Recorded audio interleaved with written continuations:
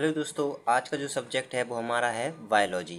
Biology में chapter है तीसरा, जिसका नाम है जीव प्रजनन। किस तरह जीव अपना प्रजनन करते हैं। प्रजनन जानते हैं, जिसको हम बोलते हैं जनन भी कहते हैं। तो जनन क्या होता है? जीवों का अपनी संख्या में वृद्धि करना, ये जनन कहलाता है। अब ये दो प्रकार का ये जनन है दो प्रकार का होता है। पहला कौन सा होता है? पहला होता है अलैंगिक और दूसरा होता है लैंगिक। सबसे पहले हम जानते हैं अलैंगिक में। अलैंगिक में एक ही जीव रहता है और एक ही जीव द्वारा प्रजनन होता है और वह अपनी संख्या में वृद्धि करता है, जिसको हम बोलते हैं अलैंगिक। अलैंगिक में एक जीव भाग लेता है और लैंगिक में दो जीव भाग लेते हैं। इसमें उदाहरण आएगा मनुष्य लैंगिक में। ओके, तो अलैंगिक और लैंगिक में ये अंतर है। चलिए अब इसके जानते हैं प्रकार, ये किन किन प्रकार द्वारा होता है अलैंगिक जनन। पहला होता है खंडन, दूसरा होता है बहुखंडन। ठीक है, तीसरा होता है मुकुलन और चौथा होता है बीजाणु निर्माण। और इसमें पांचवा एक और होता है आखिरी, उसको बोलते हैं हम पूर्ण जनन। पूर्ण जनन बोलते हैं हम इसको। सबसे पहले हम जानते हैं खंडन के बारे में। तो खंडन किस प्रकार से होता है? जो आता है अलैंगिक में आता है। तो अमीबा का जैसे मैंने उदाहरण लिया, अमीबा का ये केंद्रक होता है, इसकी जो आसपास है ये कोशिका द्रव्य भरा हुआ है। तो अमीबा क्या करेगा? सबसे पहले इसका जो केंद्रक है उसमें वृद्धि करेगा, तो एक से दो केंद्रक हो जाएंगे और ये कोशिका द्रव्य भरा हुआ है। फिर क्या होगा? ये कोशिका द्रव्य है ये भी बढ़ जाएगा भागों में अलग अलग। तो एक जो इसमें केंद्रक है वो इसमें आ जाएगा और एक जो है दूसरे में आ जाएगा। तो इससे दो निर्माण होगा, यानी एक जीव से दो निर्माण होगा या खंडन, यानी एक जो जीव है दो भागों में बढ़ गया। किस प्रकार बटा है? जनन द्वारा। इनमें क्या हुआ है? जनन हुआ है। तो ये इस प्रकार से बढ़ गया है, जिसको हम बोलते हैं खंडन। अमीबा। आप जानते हैं बहुखंडन। तो बहुखंडन भी कुछ इस प्रकार से होगा, जैसे कि ये जीव है, अब इसका ये केंद्रक है, अब ये केंद्रक है इसका और ये अगल बगल जो है इसका कोशिका द्रव्य भरा हुआ है। अब ये क्या करेगा? कोशिका इसमें केंद्रक जो है केवल दो का क्या हो रहा था? खंडन हो रहा था, भागों में बट रहा था। अब क्या होगा? इसमें अनेक केंद्रक बन जाएंगे, बहुत सारे हो जाएंगे। एक केंद्रक, दूसरा केंद्रक, तीसरा केंद्रक, चौथा केंद्रक, पांचवा केंद्रक, बहुत सारे केंद्रक हो जाएंगे, बहुत सारे जीवों का निर्माण हो जाएगा। तो ये निर्माण कुछ इस प्रकार से होगा। तो ये जो जीव हैं अलग अलग बट जाएंगे और ये मुक्त हो जाएंगे। ठीक है, तो इस प्रकार से बहुत सारे जीव बन जाएंगे। तो बहुखंडन इसके नाम ही से पता चल रहा है, यानी बहुत सारे जीवों का निर्माण हो जाना जनन के द्वारा। तो ऐसे बहुत सारे जीव हैं जिसका हम निर्माण हो जाएगा बहुखंडन द्वारा। अब ये क्या करता है बहुखंडन में शुरुआती में, कि जब इसमें क्या होता है जनन होता है, तो इसकी बाहर जो है इस प्रकार से मोटा आवरण बन जाता है। इसमें आवरण नहीं बनता है, ये जो इसमें खंडन में इसमें आवरण नहीं बनता है। और जो बहुखंडन है इसमें सबसे पहले क्या बनता है? आवरण बनता है। फिर उसके बाद क्या होता है? अंदर जो केंद्रक होता है इसमें वो अनेक भागों में बढ़ने लगता है और फिर इसके बाद ये जो कोशिका द्रव्य है ये भी अनेक भागों में बंटकर अलग अलग जीवों का निर्माण हो जाता है, बहुत सारे। और आपको फुटेज भी शो हो रही होगी स्क्रीन पर किस प्रकार से होता है। अब हम जानते हैं मुकुलन। इसके उदाहरण में ईस्ट आता है और हाइड्रा आता है। तो हम उदाहरण के लिए ईस्ट ले लेते हैं। तो मुकुलन में जानते हैं, मुकुलन में जैसे कि इस प्रकार से रहता है मुकुलन, इसका केंद्रक होता है ये। तो अब ये क्या करेगा? इसकी जो अगल बगल है ये भरा हुआ है कोशिका द्रव्य। पहले ये हमने एक जीव बनाया, इसमें ये केंद्रक होता है।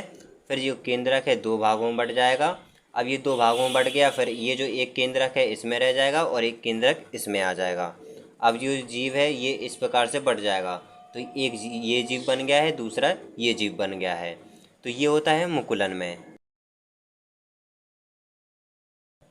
अब हम जानते हैं बीज निर्माण। यहाँ ब्रैकेट में लिख लीजिए बीज निर्माण, ब्रैकेट में लिख देते हैं।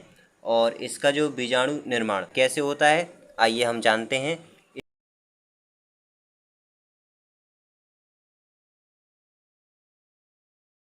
तो इसमें क्या होता है, यहाँ पर होते हैं केंद्रक। इसके ऊपरी शीर्ष भाग में होता है जनन की प्रक्रिया और यहीं से क्या होता है बीज का निर्माण हो जाता है। इसको हम बोलते हैं बीजाणु धानी। इसमें प्रतिकूल परिस्थिति आती है तो उसके बाद जनन होता है और जनन के बाद बहुत सारे केंद्रक बन जाते हैं और जब केंद्रक बन जाते हैं तो ये बीजाणु धानी है ये फट जाती है। ये इस प्रकार से यहाँ पर फट गई। अब ये फट गई तो ये जो केंद्रक देख रहे हो आप लोग, ये जो केंद्रक है बाहर आ जाते हैं। तो बाहर वायुमंडल में मुक्त हो जाते हैं, वायुमंडल में मुक्त हो जाते हैं।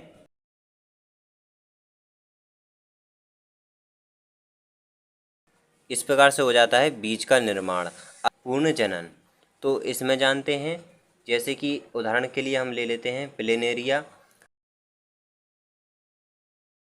ये क्या है प्लेनेरिया है।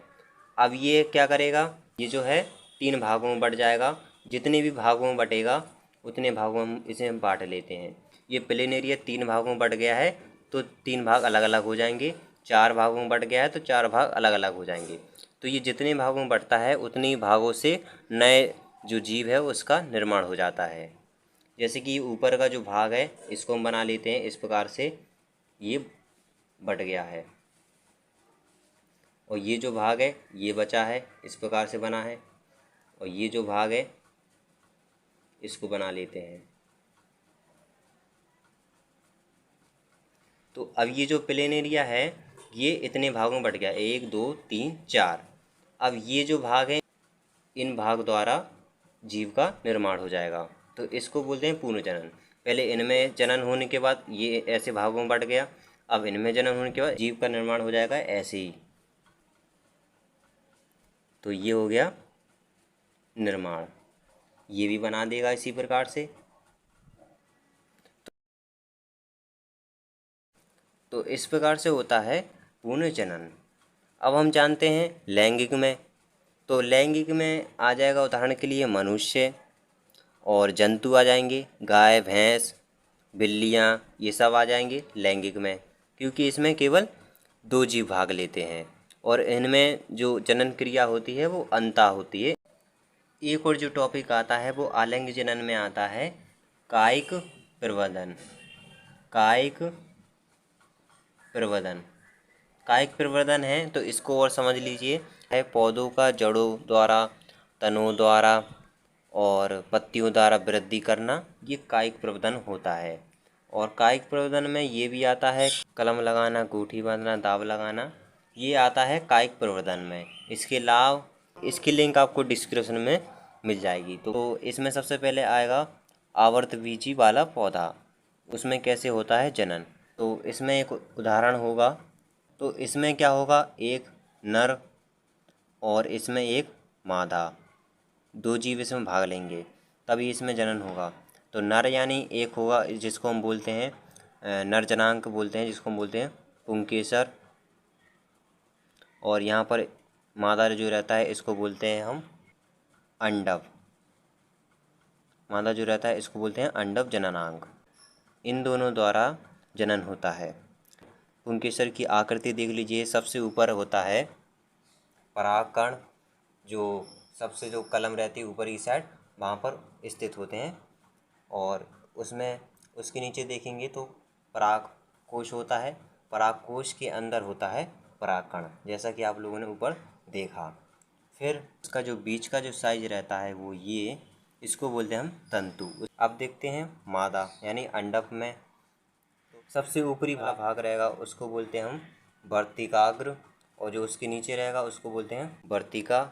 और जब हम नीचे की साइड आएंगे तो गोल आकृति की हमें एक संरचना देखने को मिलती है जिसको हम बोलते हैं हम अंडाशय। उसके अंदर वाले जो भाग रहता है उसको हम बोलते हैं बीजांड।